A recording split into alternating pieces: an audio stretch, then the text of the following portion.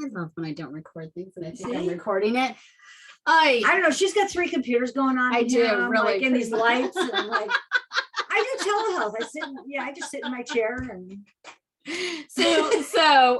Anyway, we're going to realize past behaviors, and keeping a journal, I think, to me is not important. when you are in the relationship. Oh, no, itself. no, not when you're in the relationship itself, unless you're not living together. Right. But once you're out of the relationship, I think that's very important, unless you're keeping the journal somewhere where they can't see it. But that's, to me, that's a really important thing once you are breaking away from that situation.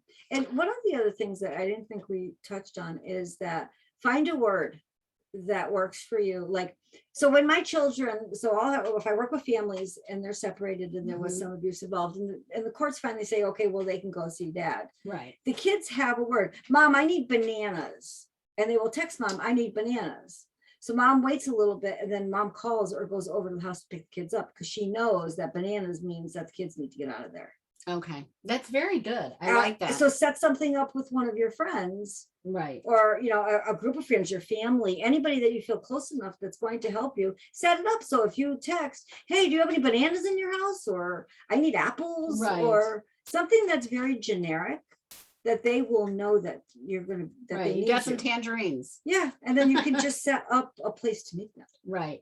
That's a very good. But remember, there's tracking devices that can be put on cars. So, and let me tell you something, it doesn't, I found out the police hard station way. Yeah, but I found that it doesn't even have to be like a typical tracking device, because now apparently they have tracking devices for tools at Home Depot. So they can pick up a screwdriver or tracking, something. right, whatever, and put it in your car, and you won't even know that it's in there because it's so small. So always go to the police station, go to Walmart parking lot, go someplace that's open 24 hours a day, and meet your friend there and leave your car.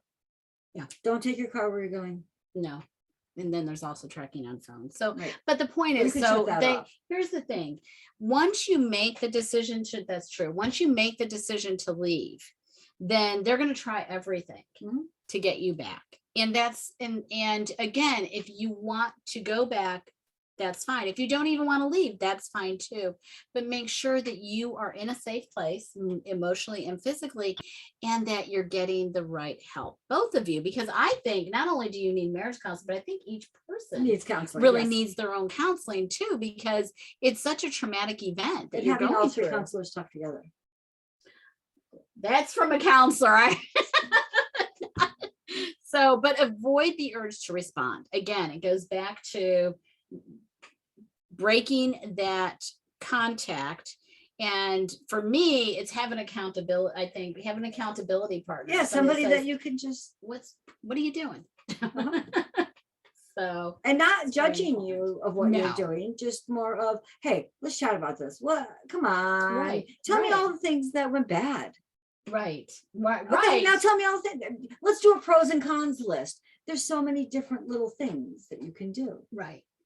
But you need to, the most important things are what Nancy said about getting the kids' birth certificates, having information in place so that if you do need to leave, even if it's for a temporary basis, everything is not an absolute. There's right. never an absolute. So I think that a lot of women and men, when they walk out of a relationship, they think it's an absolute. But like it's done. But you know what? Sometimes it's not. Most of the time it is, but sometimes it's not. You know what? Sometimes it's not. Exactly. Let's just sit today. Let's sit in today. We're safe today. We're emotionally, physically safe today. Right. And let tomorrow take care of itself. Right. Right. Absolutely. Let me ask you this. Does anybody have any questions that they would like to ask?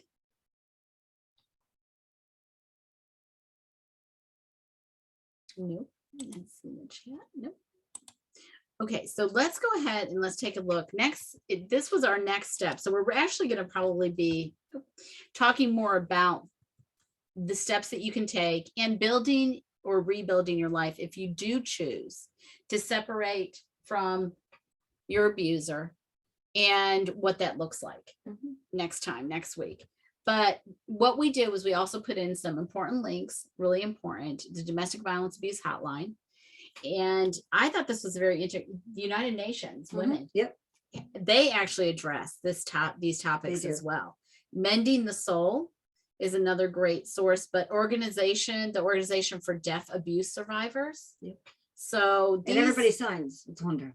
that is wonderful. And if This there's is from anybody, if you somebody know that anybody signs. that signs and wants to be part of this, I don't mind signing for both of us. So Oh, that's fantastic. I'm not an interpreter, but I don't mind signing for both of us so they're welcome to our conversations. That's fantastic. Thank you. That's awesome. And then we have, just an article on how to recognize and break trauma bonds, and then how to leave a narcissist and stay gone if you choose to do that. And I just want to keep reiterating, we are very well aware there is physical abuse out there, but what we're looking at and focusing our talks on are emotional and mental abuse. And sometimes, like we said, sometimes that's accompanied by physical abuse as well.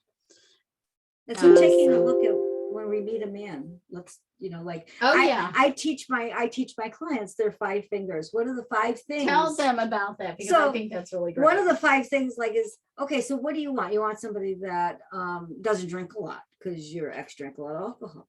Right. Okay, well, if they have more than 2 drinks in an hour, if they have like 4 drinks and you're out to dinner, that's a telltale sign. Yeah. Do they lie? A lot of it is, how close are they to their family? Oh, because if you are close to if they're really close to the family, a lot of times they're not liars. Yeah, it depends on the family, but a lot of times when they're close, or if they have close friends from childhood, a lot of times then that just shows that they're committed. Yes. So if you want commitment, then that's the question you would ask.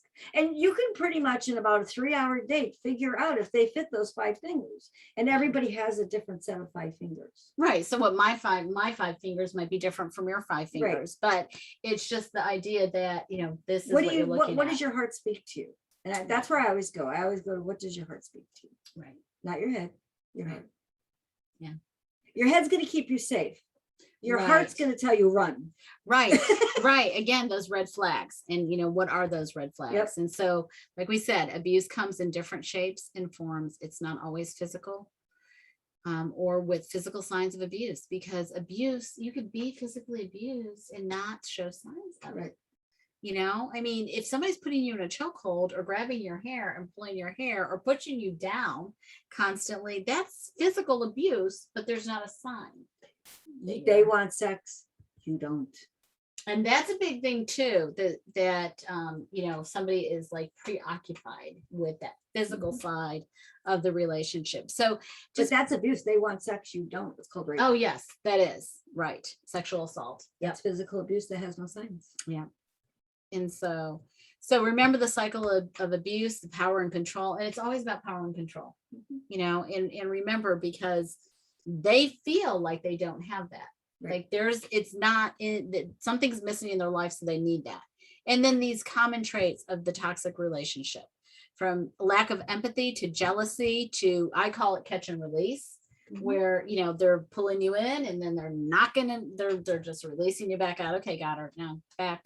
Got him back. You have offensive demeanor. How does they treat the waitress? Offensive. Oh my goodness. How do they treat the waitress? How do they treat the waitress, or how do they treat you in front of the waitress, right, or in front of your friends and family? That's, if they are demeaning you in front of other people, that's offensive demeanor. Don't you think? And that lack of self-worth. Yeah. And so there's that lack of self-esteem, right, where their self-identity is that they are the best and they are all of those things, and you have to accept that. Right. And it's because they don't have it down. Other people don't talk to them like you do. Self-esteem don't have it down here. They don't listen. Yeah. And if they tell you they love you in like 3 dates run. No matter how amazing you are, we know you're amazing. Oh, exactly. But, and then, I will have this PowerPoint and our talks up on my YouTube channel. Nancy's going to have it on her information as well. But the narcissism checklist, I mean, just to me, one of the big things is that grandiose, that sense of, I am so fantastic, and bragging about everything, because everything is a show. But how they open the door for you. If they just open the door for you and they let you in, but if they open the door for you and they go, you're right. They're showing you more respect. And a lot of but if they're showing you more respect, it can be a grandiose behavior. Ah, well, that's true. So you don't know. Interesting. I still want a gentleman. Well, we can have a gentleman, but not one that, but not one that does it to show. I want somebody that takes Um, pride in doing that for you. The controlling, right, exactly. Mhm. You want that, never takes responsibility, doesn't listen, careless, seductive. I think that kind of, to me, that goes along with being a con artist mentality. So, They're doing this. yeah, They're petty, always. you know. There's a thing, I worked in the prison for a few years, and there's a thing called grooming the duck. And it's how the prisoners groom the COs and the counselors to do things for them. Right. And if you want to check that out, it's a really fun article to read. yeah. I And we share were it. Downing the I- duck. I found that, I yes. I teach communication skills at the college level, and I use that a lot in my classroom.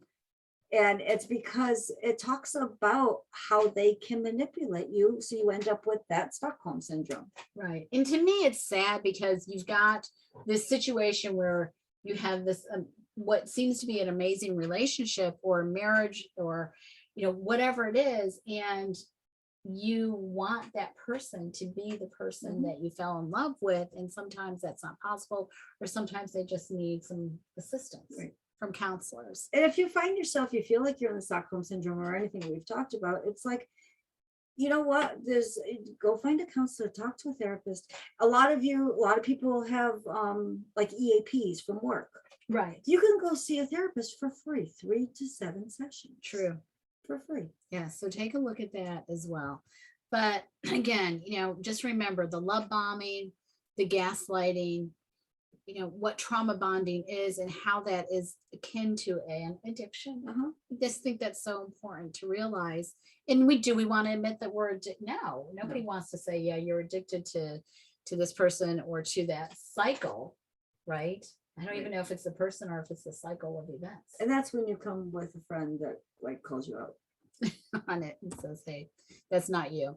And then just make the decision that's right for you. And when you do, just make sure that you always have a safety plan in place at all times, especially if you are in a physically abusive situation. You know. Get out. Get out. There's just no hands down. And Get out. remember, there's never an absolute. It doesn't mean that you can't go back. Right. If there's therapy, if there's other things involved. Just remember, we're doing this for today. Only for today. Right. One day at a time. Yeah. One step at a time. And- one foot in front of the other. And as a Christian therapist too, I have to say that, you know what, sometimes if we just let God be in control, it helps. That's you a know? good thing. And you know what? I actually wanted to talk about your God box. Yeah. Because I think that's a fabulous idea. So will you tell them about your God box? Well, Because God box this is built in addiction. It comes from Narcotics Anonymous and Alcoholics Anonymous. And when there's things that we can't take care of and we can't control, and we think that things are out of control, we can put that in the God box. But God doesn't take care of situations. It takes care of people. It takes care of things. It takes care of, so like the sobriety, put my sobriety in the God box. You can Right. actually write down your partner's name and stick it in your God box and let Mhm. God take care of it. Because you know what? As a Christian counselor, I have to say that he will. I mean, I wouldn't be sitting here today if it wasn't for my God box and for the program that saved my life. So And sometimes you just have to let it go. Whether you believe in God or whether you believe in the universe or Buddhism or whatever it is, you just have to sometimes just let it go. you can name your box anything. And know that you have faith Mhm. in it, and that you have people here available to you who are more than willing to help you out if in fact you reach out to us. And your So- pastors, there's different people Oh, within yeah. the churches. I have a bunch of mental health coaches that are chaplains Mhm. that will work with people under my guidance. So So there's lots of different resources out there. You just have to look for them and stay away from Google Doctor. So if you would like to send us any questions, you can direct message me or direct message Nancy. You can send us questions and we'll answer them next week in the podcast. And we won't mention any names. We'll just go ahead and we'll answer the question that was provided to us. And then we'll go from there. Because I'm sure as we unwrap this topic that there's going to be other questions Uh-huh. that you all might have. And we could be wrong. We have to admit Oh, that. well, we could definitely be We could wrong. It wouldn't be the definitely be first wrong. time I was wrong. But the only thing I know the only thing we are right on is that, you know what, if you don't feel emotionally or physically safe, Right. get out. Right. And remember that, we're not giving you advice in the sense of we're not counseling you. Right. And And you're not giving legal advice. no, and I'm not giving legal advice. What we're doing is any information that I provide you from a legal standpoint is based on Florida law only. And Nancy is giving guidance as well, but we're not individually counseling anybody. But we are here and available. So And we can refer. definitely can refer out. So thank you all for joining us. We really appreciate it and taking the time out of your Monday night. We know what Monday nights can be like. And again, next week we'll be here same time, Yes. same place. And we'd be happy to have you join us. Thanks, you. guys. Bye.